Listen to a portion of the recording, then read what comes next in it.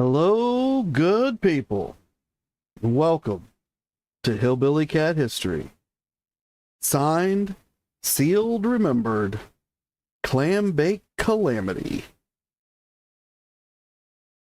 In our last episode, we left Elvis in an angry state after reporting to the studio to shoot Clambake. And on the first day of pre-production, he had a wardrobe calamity. And he went and he recorded the rest of the songs that he needed. And we talked about both of the songs. So if you guys missed that part of this rundown about Clambake, make sure you visit the last episode. But that's about where we're going to start today. But before we do, before we get back to an angry and unsettled Elvis who's trying to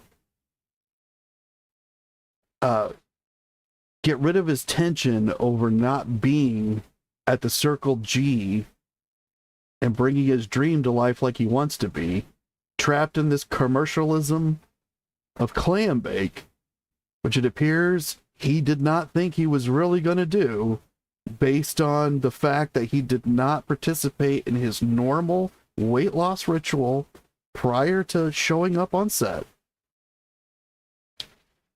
And we know that he's been angry. We're going to hear more about that today. But before we get there, we're going to back up just a couple of months to remember a time when he was happy and when he gave a couple of wonderful gifts to two of his dear friends. One was to George Klein and one was to Gary Pepper. He gave them both cars when he was giving everybody else horses. And this is called Trust in Motion.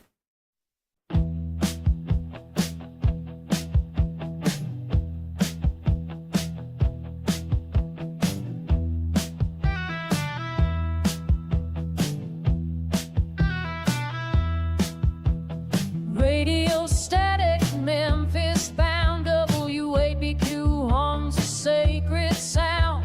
Green, green grass, again and again, a DJ's risk for a loyal friend. Elvis smiles, no words exchanged, just a test of love on a range. Keys in the dark, showroom glow, a Cadillac waits in a silent show.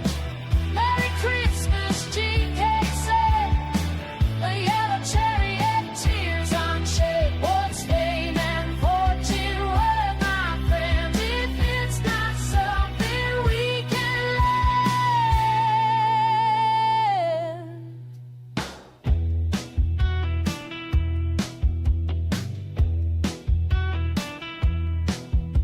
The Chevy Impala, still shining new, passed from Klein to the Circle G crew. Gary Pepper wheels instead of race, rode the road with Elvis in his face. Sterling drove it, errands and God, a father's devotion, quiet and hard.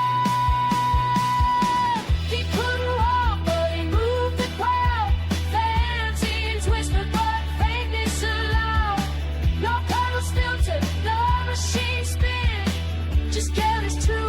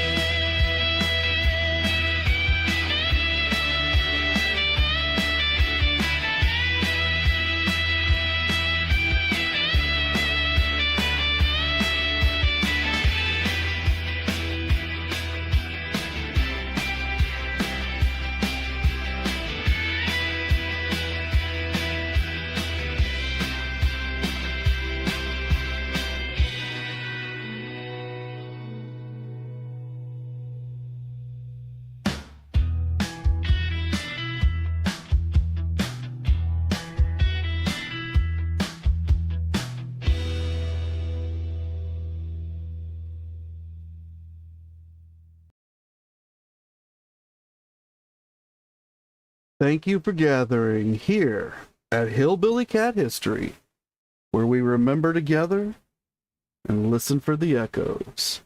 And today, we're going to hear about the Clambake Calamity.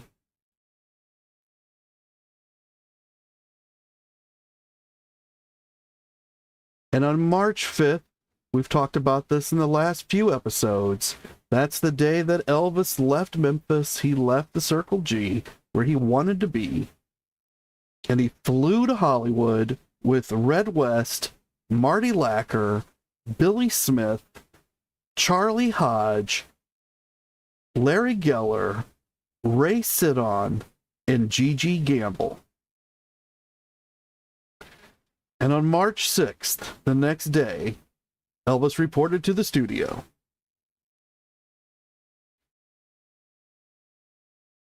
Hi, Gunn. Hi, Terry. Thank you guys both for joining. I appreciate seeing you guys here. And Terry, I realized I missed your shared live with Emma. So I'm going to watch that after this broadcast. And if any of the rest of you missed it, be sure to go check it out. Now, I'm subscribed to both of their channels, but I didn't get any notifications, so I don't know what happened. And that's why I always say, make sure that you're subscribed, that you've got the bell without a line in it. So if there's a line on the bell, make sure you click it so that there will be no line in the bell. And hopefully YouTube will notify you when I go on live. And make sure that you subscribe to Emma's channel, Just a Girl Who Loves Elvis, and Terry's channel, Elvis History, and that you do not have the line through the bell so that you get their notifications as well.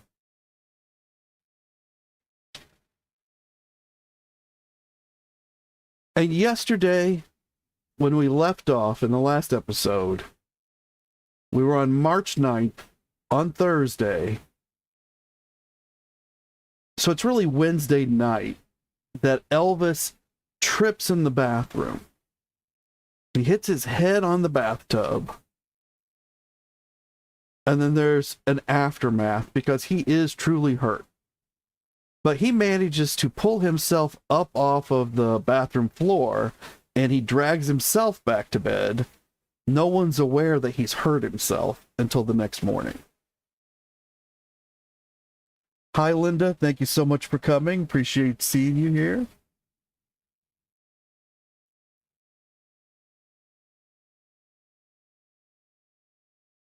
Now, Sonny West says that Priscilla found Elvis unconscious. She called Joe Esposito, who summoned Dr. M.E. Gorson, who in turn called in a favor from radiologist George Ellardine. Ellardine came over with a portable x-ray machine, but except for a golf ball-sized lump on Elvis's head, he was fine. So that's the story as Sonny West tells it. And it sounds like Elvis had a nasty knot on his head, but otherwise he was okay.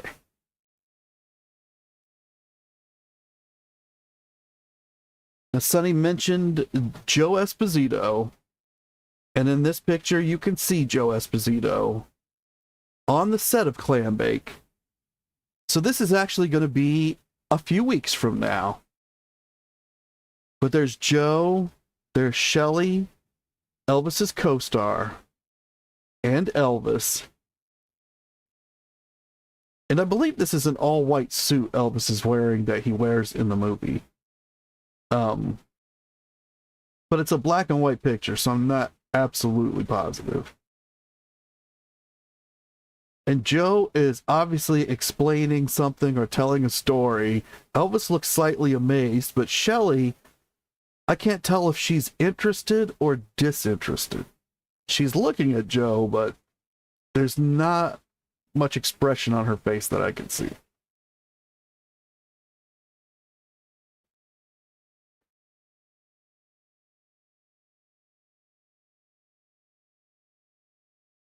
And when Elvis reported to the studio for this movie, he was overweight, as we've talked about in the last couple of episodes, and the wardrobe people are doing their magic to make him look good.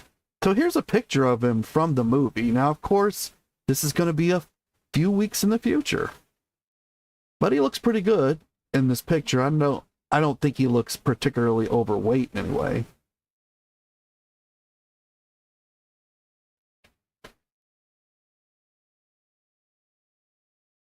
And he's battling depression.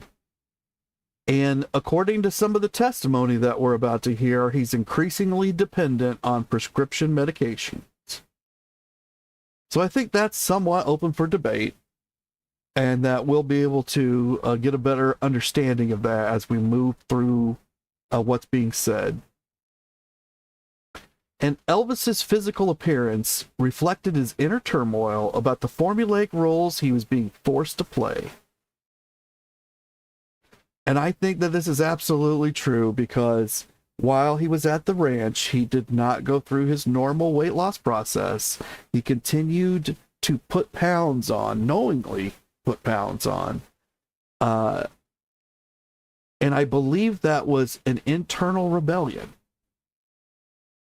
one that he was staging within his own body against leaving the ranch in order to come out here to make this movie. And Jerry Schilling says that he ate out of depression. The movies were boring to him, and when he didn't have a challenge, he always got depressed.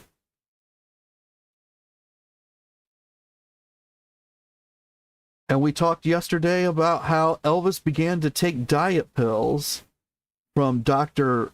Feelgood, Max Shapiro, who can be connected to John F. Kennedy during the Cuban Missile Crisis. And Max was a believer in a cocktail of amphetamines mixed with other substances that he would put into his patients. And it made them feel very, very good. And so they were very loyal to Max. Hi, Angie. Thank you so much for coming. Appreciate seeing you here.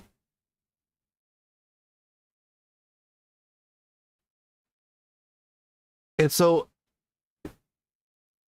in this just few days, when Elvis has reported to the studio, understands now he's overweight, is accepting it like a professional, beginning to, attack and battle it, he's going to do this with pills that he's gotten from Max Shapiro.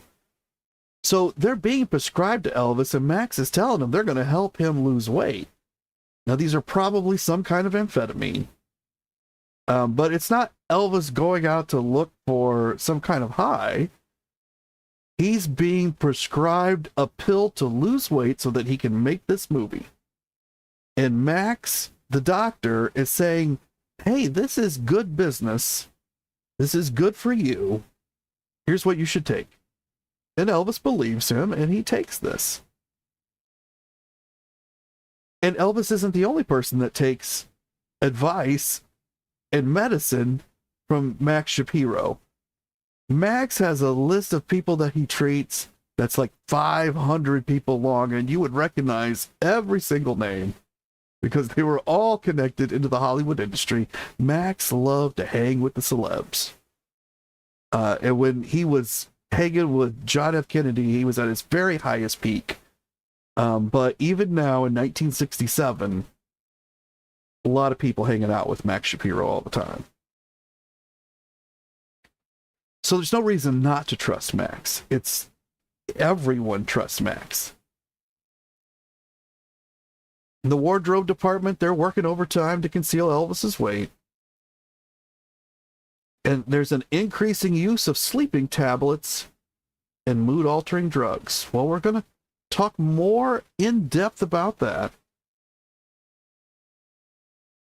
because the information on these slides, it comes from the actual statements that people made. But one of the things that we're learning during this series is that just because somebody made this statement, even if they felt it was true, doesn't mean that it is true. That they have a perspective, that some of them have narratives, which are purposeful or false perspectives forced onto their own perspective. And some of them just have other objectives altogether. Perhaps like Steve Dunleavy, who is truly only interested in making money or becoming famous. So we got to take that all into account as we listen to what each of these guys says. Of course, all of these are going to be inner circle members. And we're going to start with Sonny. Well, we just heard what he said, and he said that Priscilla had found Elvis unconscious. And then Billy Smith says, we were at Roca Place at the time. Now, Roca Place is where they live, where Elvis lives in California. That's the house that he, I don't know if he owns this. I think he leases this one. We were in the den when Elvis came out and said to us, I fell and hit my head. I think I need to see a doctor. He had a pretty good bump on the back of his head.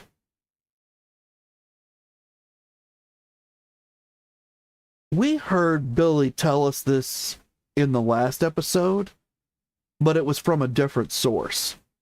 So I've included both of these so that we can show that Billy's memory of this period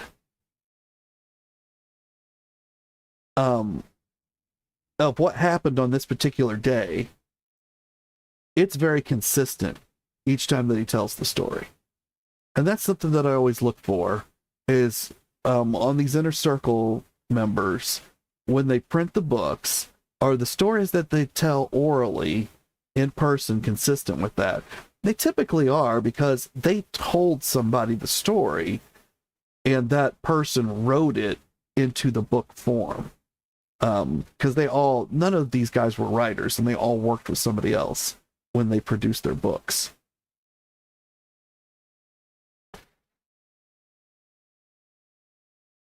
Now, Sonny West says, into 1966, Elvis started taking downers more heavily, gradually at first. But he started heavy into them more and more as he got more and more bored. Around about that time, he fell very badly in the bathroom and he hit his head. So this is Sonny speaking, or in a book. I don't remember exactly where I pulled this one from. But he's talking about this day, March 8th, overnight to March 9th. Elvis has hit his head. According to Billy, Elvis has walked out of the den and said, I think I need to see a doctor. But according to Sonny, Priscilla had found him unconscious. So there's a bit of a discrepancy there. It could be that Priscilla found him in a deep state of sleep, but was able to wake him, because then he walks out and says to Billy, I fell and hit my head. I think I need to see a doctor. Or Sonny could be totally wrong about the fact that Priscilla found him, and that kind of makes you question everything Sonny says about the day. But in this particular quote, Sonny says into 1966, and then he talks about this day. Well, this day is March 1967. So Sonny is off by at least a year. So at first it sounds like Elvis has been taking these downers more heavily for a full year and 3 months, because he started in 66 and it's March of 1967. But Sonny's qualified this by saying around about this time.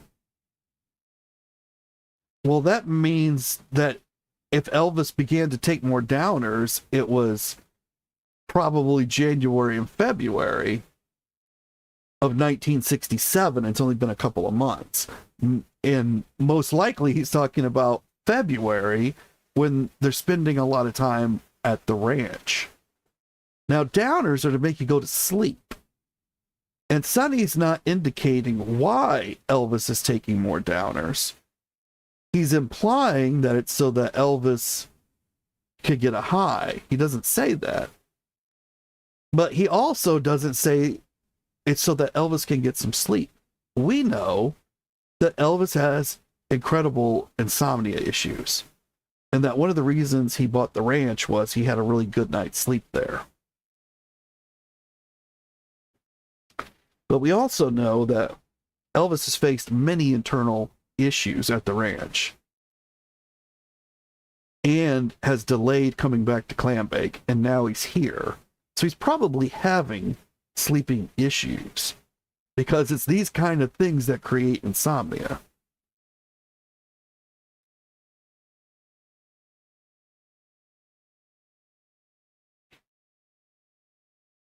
And this is a picture of Elvis during the filming of Clambake. So again, I think this picture is in a few weeks. And I think he's looking pretty good in this picture. He is wearing a jacket, so it's hard to identify his weight exactly.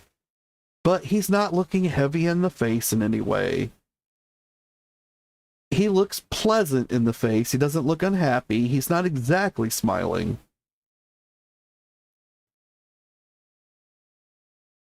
So I think that this period that he's going through right now, he's going to end up going back to the ranch, and then he comes back out to do this filming, and that's when he'll be probably in this picture. You know, I think he's able to work this out when he goes back to the ranch.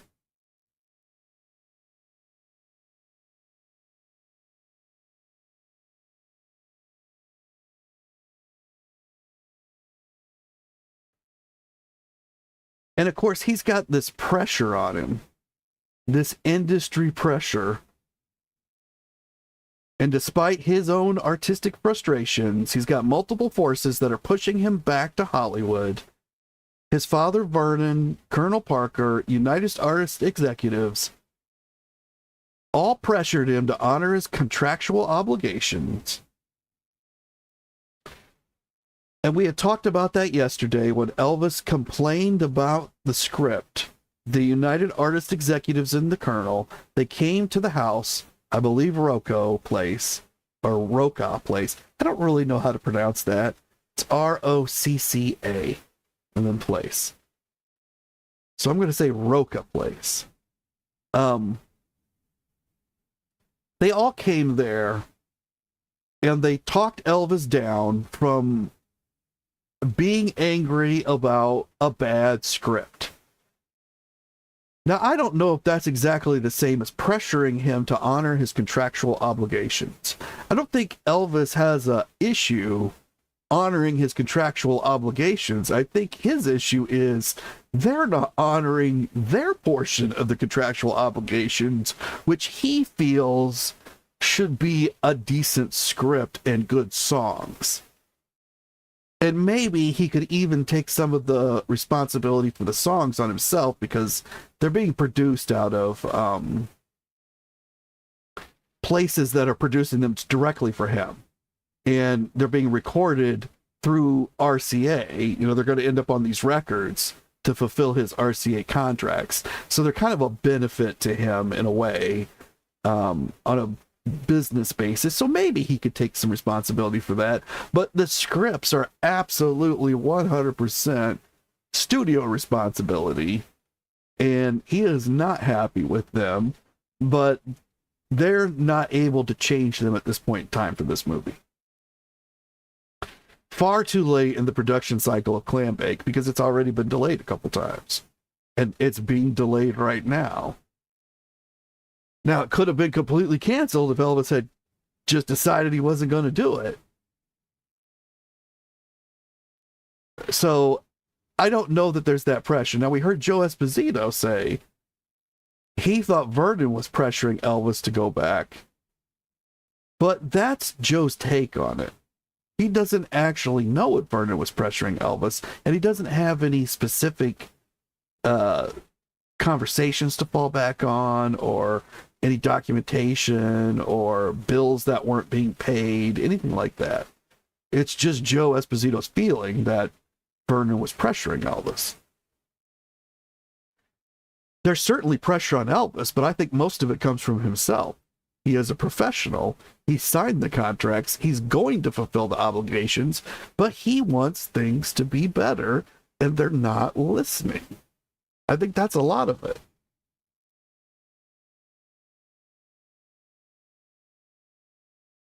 And Gunn is asking, what did Joe say then? The same as Priscilla? Did Joe Esposito say about what happened? Well, we're going to get there. We're coming right up on it.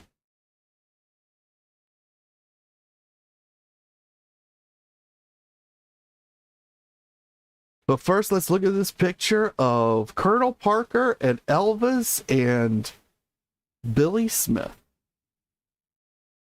And this is pretty much what Billy Smith looks like during this point in time. So as he tells stories about this day, this is what he looks like. And that's basically what the Colonel looks like right at this period of time. And that's what Elvis looks like.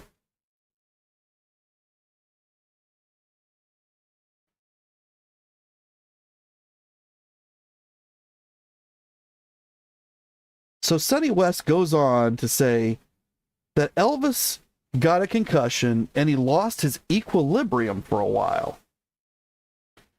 So earlier, in a different quote, Sonny had told us that Elvis got a bump on his head, but it was all okay.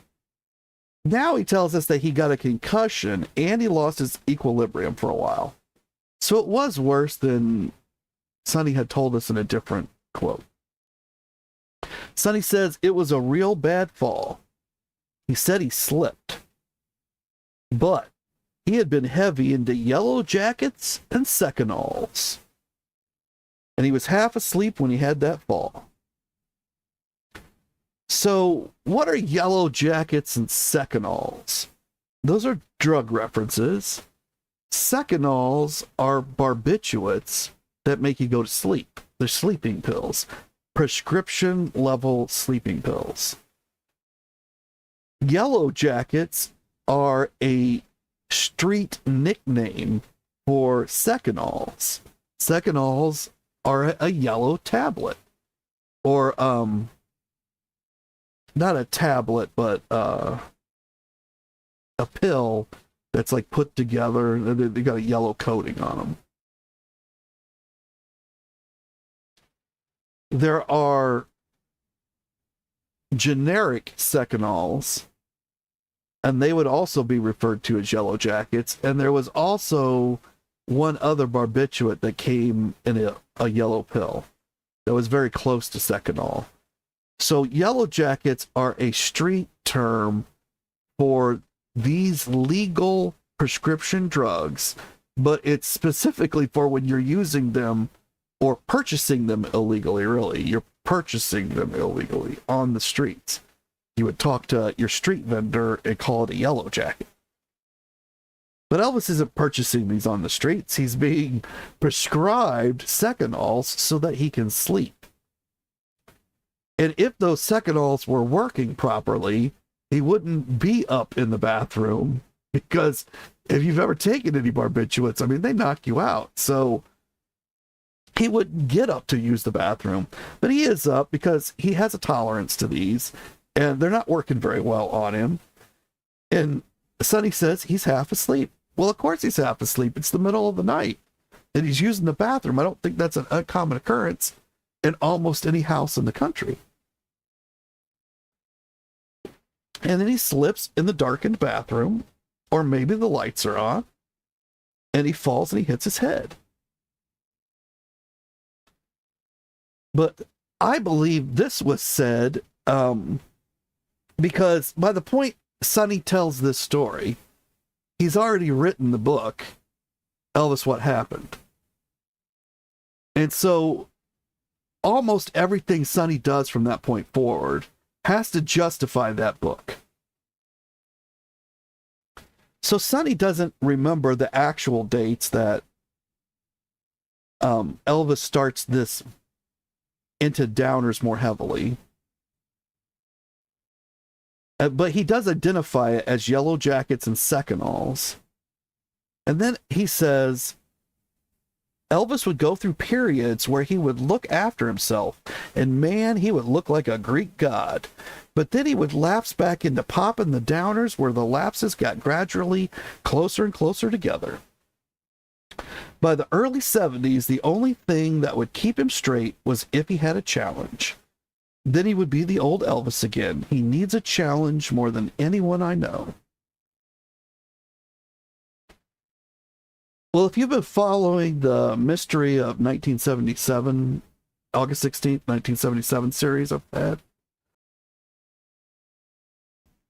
you know that Elvis had a lot of medical issues in the 70s. And so this increased cycle that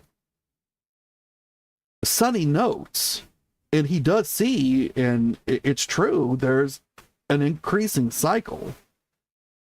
But it has to do with the increasing health issues that are cycling through Elvis as well. Now, there could be abuse there. Not saying that there's not, but what we know for sure is that even if there was no abuse, Elvis would have to take more drugs as the 70s progressed because his medical issues were getting worse and worse. And that's the period that Sonny's kind of referring to there. But I've included this quote because I want you to see that as they tell the stories, you know, in this particular one, Sonny has used this particular day to connect to other pieces of Elvis's life, but it's part of a narrative that Sonny still needs to play out because he doubled down in the book, Elvis, What Happened? And in all of his actions during those following days. And then he had to spend the rest of his life justifying all of that. And that's, I think, what this is. Again, this is my opinion. I don't have a degree in Elvis. I'm not qualified to talk about Elvis in any way. So if you have a different opinion, feel free to put it in the chat. Put it into the comments. Let us know. Be sure to hit the like, subscribe, do all those YouTube great things. And Gunn says that Elvis always took his movies very seriously. I heard him say once. Well, I think you heard him say in an article we read just a couple of days ago. And Marion says, I absolutely understand that Elvis was unhappy with the movie stories. They belong to his legacy, and many people today are making fun of some of his movies. And I don't think any of his movies are as bad as Elvis kind of thinks that they were. I think that they were all great family entertainment. And again, I think they're going to come back around, and there's going to be a huge need for this family entertainment, and Elvis and his, movies redone in 4K or whatever the standard is at the time. Maybe they'll IMAX them or put them in the Sphere in Las Vegas so you'll be completely surrounded. But you'll be able to take everybody in the family, and it will truly be a G-rated movie.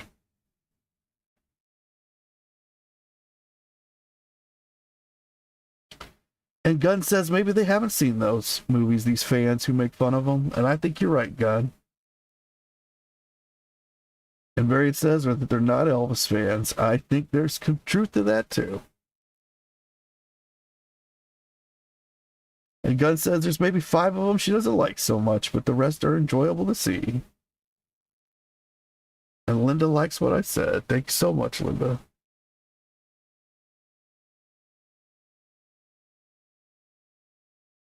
And now let's go back to what Billy Smith said.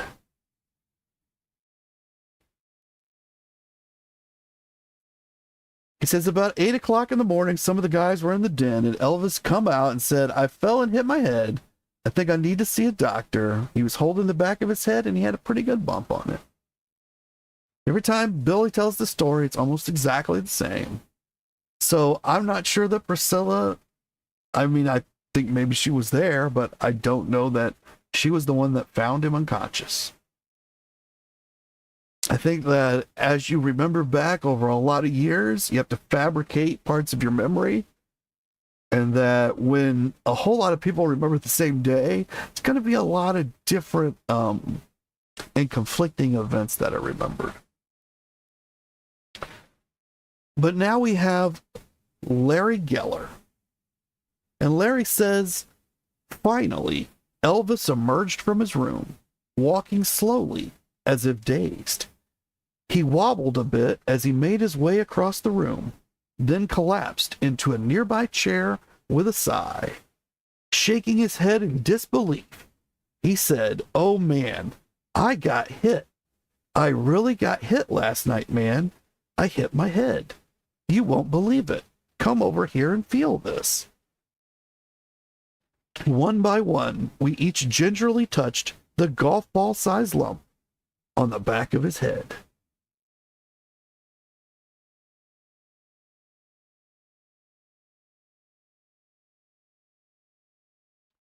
So Larry's recollection is kind of the same as Billy's. He also doesn't mention Priscilla being part of the story.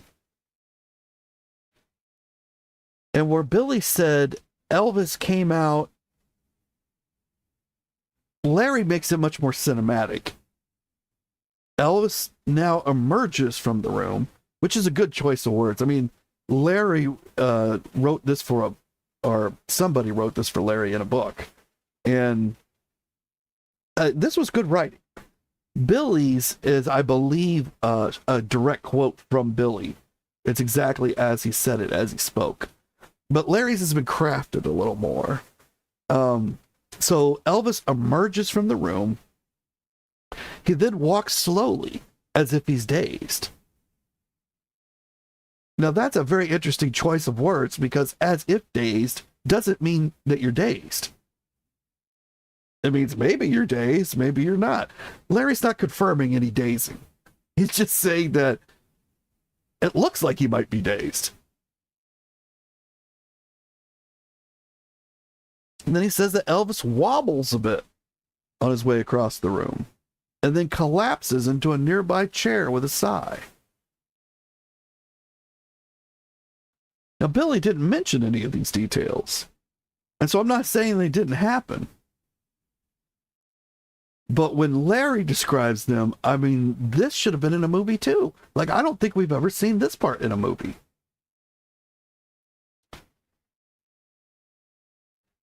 And then Elvis, shaking his head in disbelief, says, well, when Billy says it, it's, "I fell and hit my head. I think I need to see a doctor." And that's what Billy says every time he says it. I fell and hit my head. I think I need to see a doctor. But in Larry's version, he says, "Oh man, I got hit. I really got hit last night, man. I hit my head. You won't believe it. Come over here and feel this."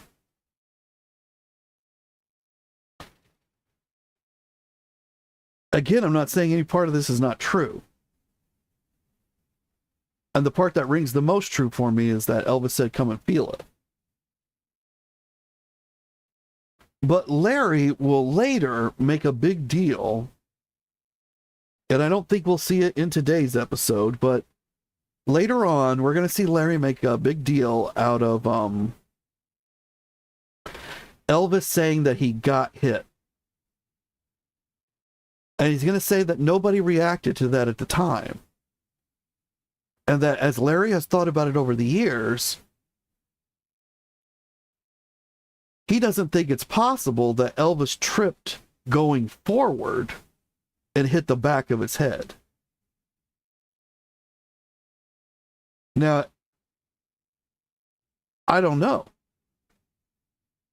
I mean, it seems somewhat probable to me that if you trip in a bathroom going forward, and there's a regular tub there. Now, I don't know what kind of tub was. We know there's a sunken tub in there as well, because apparently there was a television that sat in the sunken tub on a tripod. But I don't know if there was like a regular bathtub there. But if it was like my bathroom with a regular bathtub, and you were walking beside the bathtub and you tripped over a cord and you fell, you could conceivably fall forward, but twist and smack the side or back of your head into the bathtub. Larry doesn't see it that way. He sees it as possibly somebody hit Elvis in the back of the head. That would be a lot more convincing if Billy Smith remembered that Elvis said he got hit. But Larry's the only one that remembers Elvis saying this. And then it spins into something else that Larry comes up with. So again, maybe Larry's the only one that remembers And maybe Larry's spin is true. I don't know. I just know he's the only one. At least I think he's the only one. So as we go through, maybe I'll be corrected.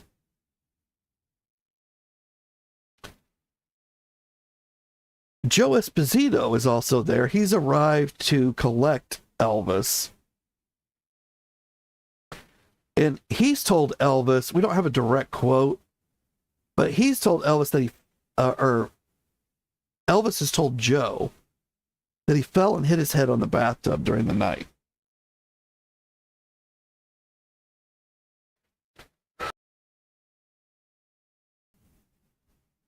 So when Joe tells this story to whoever's written this portion, in which they're kind of condensing a story that Joe has told them, there's no mention that he was hit. And I feel like if Elvis had said he was hit, that Joe would have picked up on that just like Larry did later.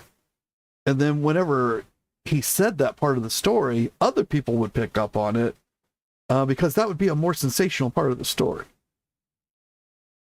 But Joe doesn't really talk about that either. Now, Larry does say, in Elvis's bathroom, there was a small television on a tripod which stood in a sunken tub. And that's where I got that piece of information. The others talk about a television, but they don't talk about where in the bathroom it was. And I think some of us might get the idea that this bathroom is probably like the size of most of the bathrooms we go into, which I would imagine for most of us is a small room. I know some of us may have a very large bathroom, but I think the majority of people have a fairly small room that is probably the width, the length, or slightly longer than the tub itself. And then enough room for a commode and a sink. And some people have a nice amount of counter space, but there's not a lot of moving room inside most bathrooms, I don't think. Not in most middle income ranch type houses or apartments, This is a very large bathroom, I believe. Something that would have at least a shower and a sunken tub, but probably a regular bathtub and a sunken tub. I don't know for sure, but I don't think it's a small place. It also has a phone because that's mentioned in some of the other stories. So this is another time that bathroom is mentioned, just like in the mystery of August 16th, 1977, but it's not a bathroom like we think of a bathroom.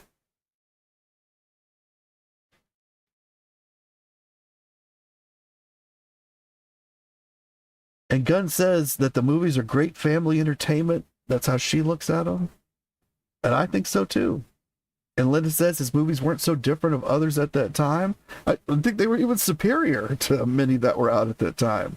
And I think there were many that were direct copies of Elvis movies.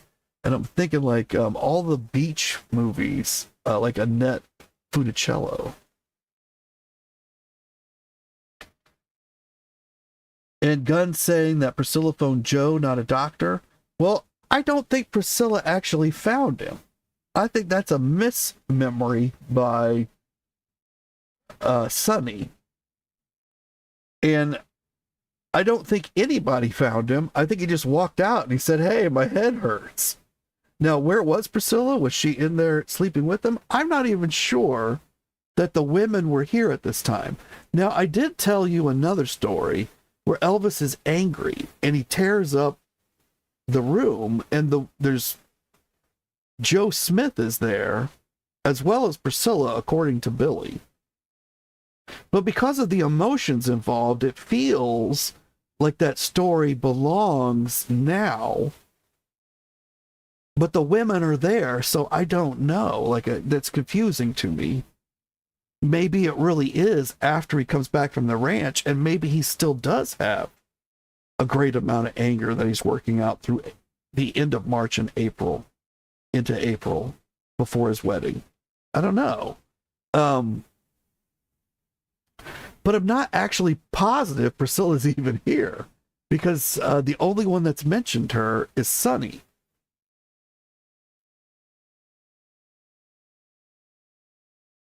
And Gunn is asking, got hit, meaning Larry later theorizes that someone hit Elvis in the back of the head with an object. You know, like they purpose, or they pushed Elvis. But it's more like they hit him because he would not have been able to strike the back of his own head against the bathtub, falling forward. That's what Larry thinks. But Larry comes to that conclusion years later.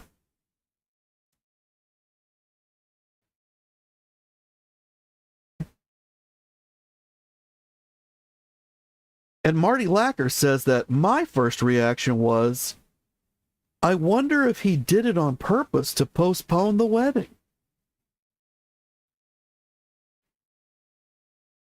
Now, this is kind of an odd thing, I think, for Marty to say.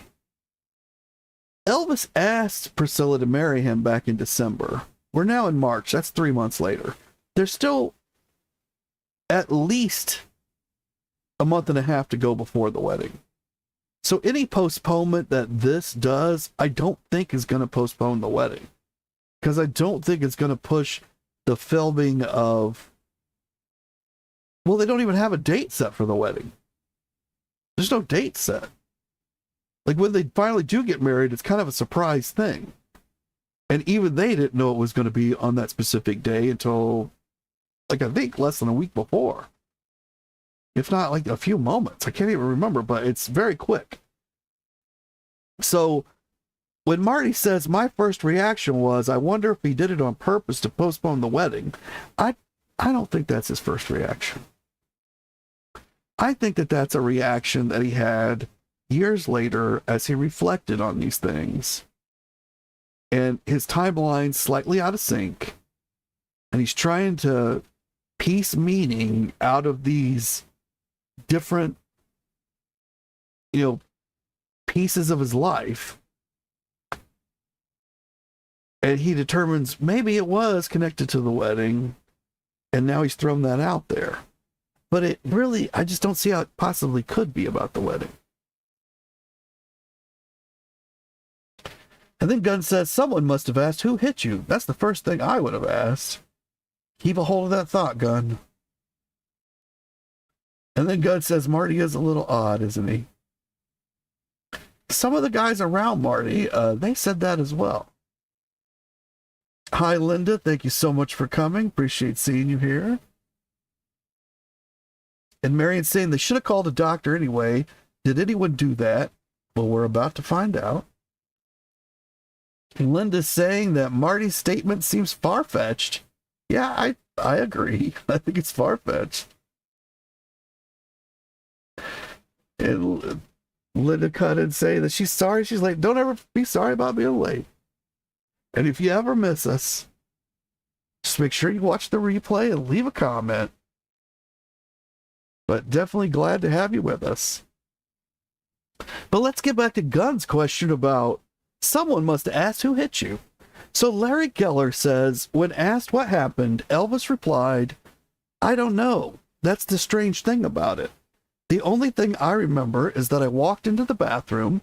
It felt like I was being hit or pushed or something. So I grabbed onto the TV, and the next thing I knew, I was falling and holding onto this tripod for support because I'd hit my head.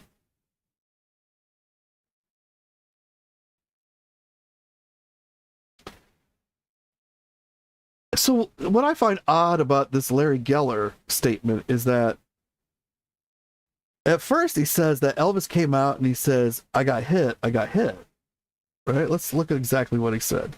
Oh man, I got hit. I really got hit last night, man. I hit my head. You won't believe it. Of course, once he said, I hit my head, I don't think I would have asked him who hit your head. I mean, he said, I hit my head. So, and then they asked what happened, and Elvis replies, I don't know. but then explains that he fell down.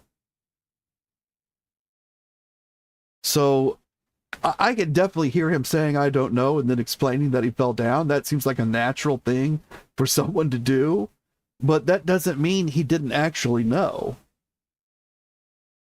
But this, where he says, I felt like I was being hit or pushed or something. I don't know. That just sounds weird. Like that was made to fit Larry's earlier statement. But again, I could be totally wrong. But nobody else, they either don't remember this or they didn't notice it to remember it, or they don't talk about it, or it didn't happen. You know, I don't know. But it's not in the other people's memories of the event. Larry Geller says that Elvis complained of not feeling well and of having blurred vision. So then we get to the other question about, wouldn't somebody call a doctor? So Larry says Elvis complained of not feeling well and of having blurred vision. So someone called the Colonel. So all these guys that are in the room, they see that Elvis is having some kind of medical issue, got a bump on his head, saying he can't remember things, according to Larry, that he's fallen and struck his head. Possibly that somebody else has hit him in the head. And so that they call the Colonel. That seems weird to me because I don't think the guys ever had a problem calling a doctor directly.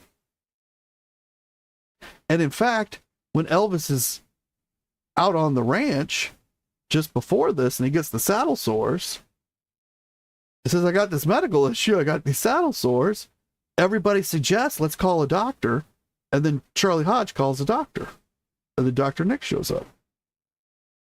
And that was, I don't think, an emergency by any means. But here, where I, in my judgment, might assume this is an emergency. Somebody's been hit in the head. They have a large swelling on it. I don't know if they've cracked their skull. They're complaining of blurred vision and memory loss. So I call the Colonel. I don't know. It seems weird. And Larry's right in on it, right? Larry doesn't say, hey, you know what? I said, no way. Let's not call the Colonel. I'm calling the doctor. That's not what Larry did. They called the Colonel, and Larry right there with them. So Larry Geller also says, soon medical people came in, wheeling various apparatuses, and some studio executives arrived, looking quite concerned. So the Colonel arrives, and then other people begin to arrive. That's what Larry's telling us.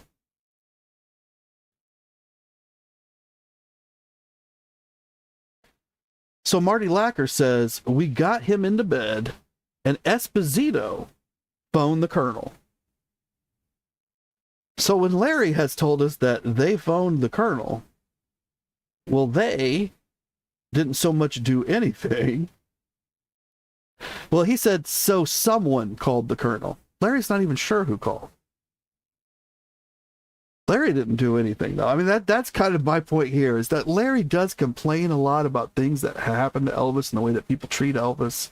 And I love Larry, and Larry obviously loved Elvis very, very much.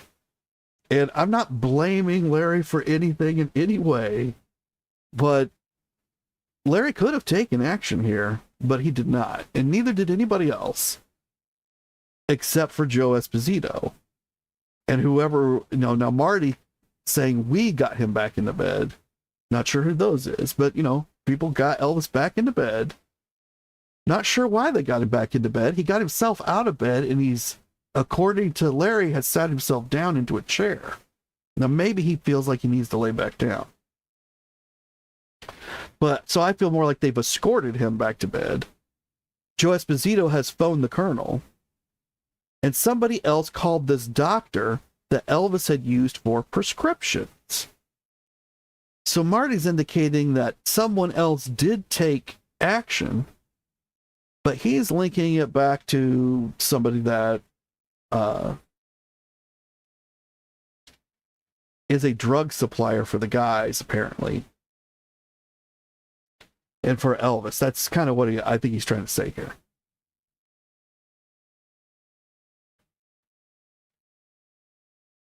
And Linda's saying that she always catches up. Thank you so much, Linda. I appreciate that. And that statement does seem a bit strange. And Gunn's asking, he phoned the colonel. He's not a doctor. Elvis needed a doctor at this time. And Linda says that any head injury is an emergency. Trust me, my son is left with life-changing injuries for life because of a traumatic brain injury. I'm sorry to hear that, Linda. And I do agree that any head injury is definitely an emergency, and you should definitely get yourself checked out if you have a head injury. And Gunn saying, as usual, different versions of the same story about Elvis. And Marion's agreeing that he could have had serious damage to his brain.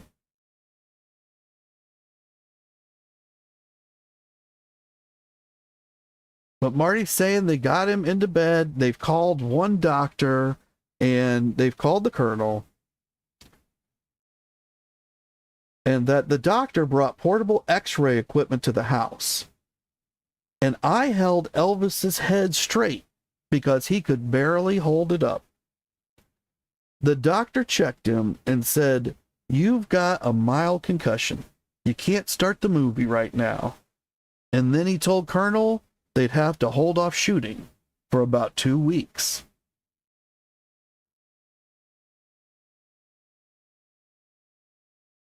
Linda's saying that it's her opinion that Elvis was neglected in many ways. And this might be a story about it. And the guys here, they're really attempting to make the colonel look very terrible in this story. And maybe he does look terrible. You guys will have to make that decision on your own. But when Marty says that somebody else called the doctor, I don't actually think that's true. Because after conferring with Elvis, and this is, I believe, what Peter Guralnick said. I forgot to mark it here, but I believe this is Peter Guralnick, who has pieced together a bunch of what happened from... He's kind of already been through what all the guys said, and then did some follow-up research. So he is kind of the number one guy in Elvis history. So we're definitely going to have to take into account what he says here. And he says that after conferring with Elvis, Colonel Parker had Elvis's regular physician, Dr. M.E. Gorson. Now, I did not know that was Elvis's regular physician, so that's new to me. But his name was mentioned, I think, by Sonny West earlier, that we heard. It was one of the guys that we talked about earlier. But Dr. M.E. Gorson and radiologist Dr. George Eldering came over to examine Elvis with portable x-ray equipment. And I think earlier we had heard that Gorson had pulled in a favor, I think is the way it had been told to us. Yeah, Sonny says Gorson, in turn, called in a favor from radiologist George Eldering. So Sonny's been wrong on some of the information, but, you know, maybe he's right on this one. And because that sounds more reasonable to me. Colonel comes, none of the guys have called a doctor. Colonel brings in the doctor. The doctor brings in a radiologist because he needs an x-ray and he can't do it on his own. That makes a lot more sense to me than that Dr. George Eldering is the prescription connection for Elvis, and that he happens to have an x-ray machine and be a radiologist, and he comes over to do this x-ray. This is a specialist kind of thing, so I think Gorson came, and maybe Gorson is the guy that is prescribing, but it sounds more like Colonel Parker had him come. And Marty's not able to say who this somebody else is. And that somebody else would almost have to be Joe Esposito. So if it wasn't Joe, who called Gorson? It seems like it was the Colonel.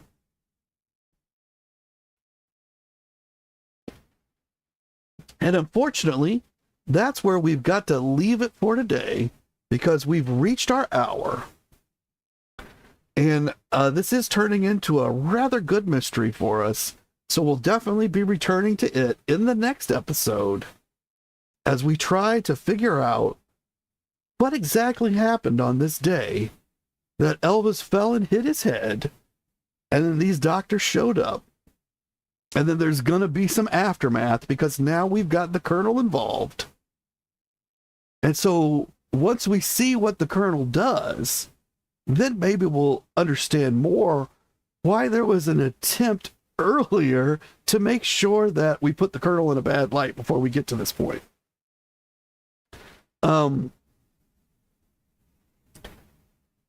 And Linda's saying, who phones a non-medical professional for an emergency and not a doctor? And why only this one time? That's my question. They didn't have any problem calling Dr. Nick over in Circle G, right? And if they'd been at Graceland, they wouldn't have had a problem calling the doctor straight up. When they're at Las Vegas, they deal directly with the doctors. There's never been a need to bring in the Colonel to call a doctor.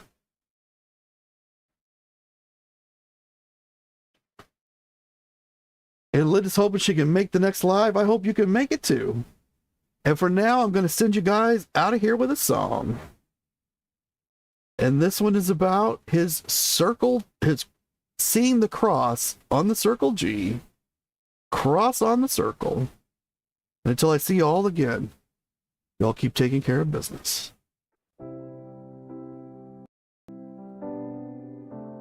He saw the cross at dawn and said, it's a good omen and a dream again.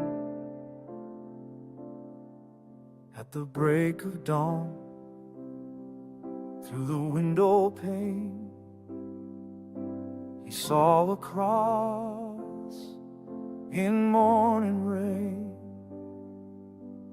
white as grace, tall as prayer,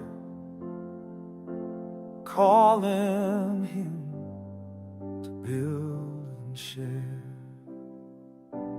Not a kingdom, not a throne, but a place of love alone, where laughter rides on horse's breath and peace outshines the fear of death. Come home to the circle and the sign, where the lake reflects the holy line. No one needs money, no one needs fame, just a handshake and a name. Come home where the cross stands tall. Come and share the love of all.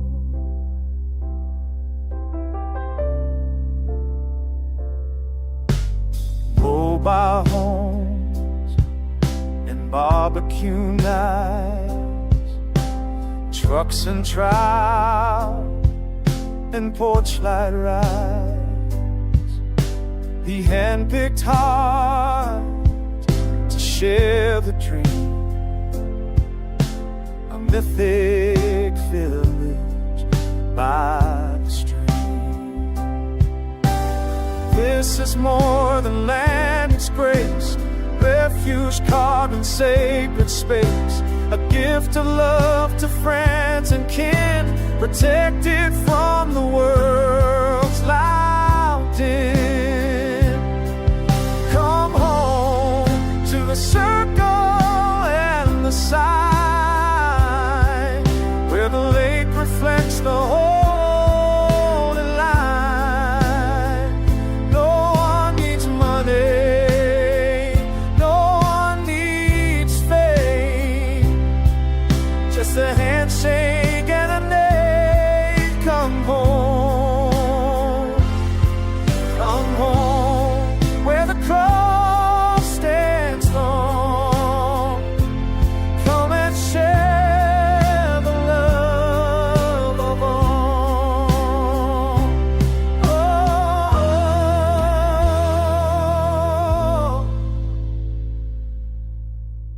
Come and share